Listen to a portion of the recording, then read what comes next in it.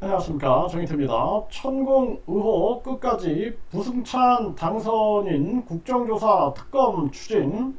네, 부승찬 이 당선인이 JIBC, 네, JIBS 여기서 보도를 했는데요. 천공 의혹을 끝까지 간다. 네, 국정조사 특검을 추진하겠다 이렇게 밝혔습니다.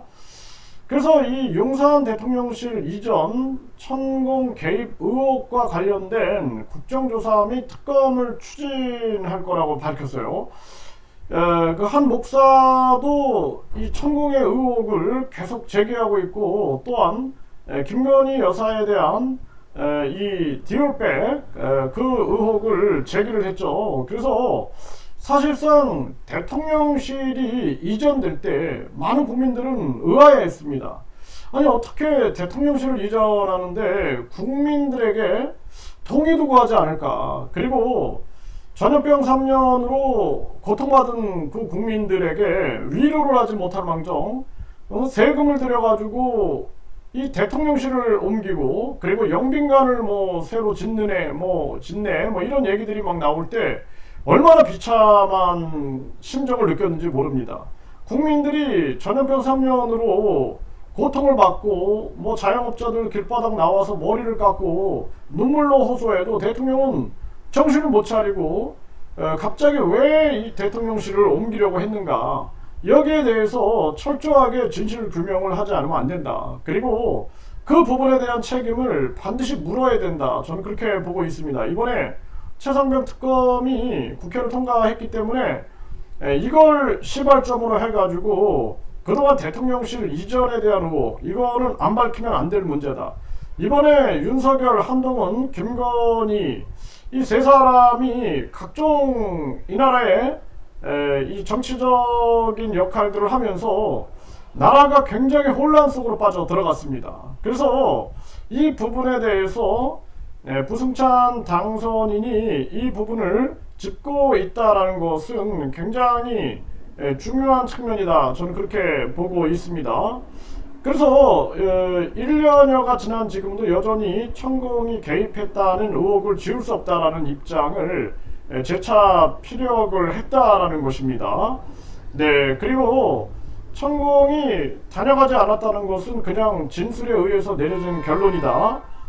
육군본부 서울사무소가 국방부 영내에 있는 그 영내 CCTV 전부 사라졌다라는 주장을 했다라는 것입니다. 그리고 천공이 아니라 역술가 백재건 교수가 다녀갔다라는 보도에 대해서는 별도의 건일 거다라고 하면서 일축을 한 것입니다. 그래서 이 부분에 대해서도 철저하게 이 팩트 체크를 반드시 해야 한다. 저는 그렇게 생각을 하게 되고, 그리고 중요한 부분들은 어떻게 그 국민들이 고통받고 있는 그 상황에서 대통령실을 국민 동의도 없이 이전할 수 있는가. 그리고 그동안도 계속해서 윤석열 정부에 대한 의혹이 한두 가지가 아니죠. 뭐 이태원 참사에 대한 태도, 뭐 또 오송 참사에 대한 태도, 이런 문제들도 하나하나 우리가 도저히 납득될 수 없는 그러한 부분들이 많았는데, 이런 것들도 철저하게 규명을 하지 않으면 안 된다. 저는 그렇게 보고 있습니다.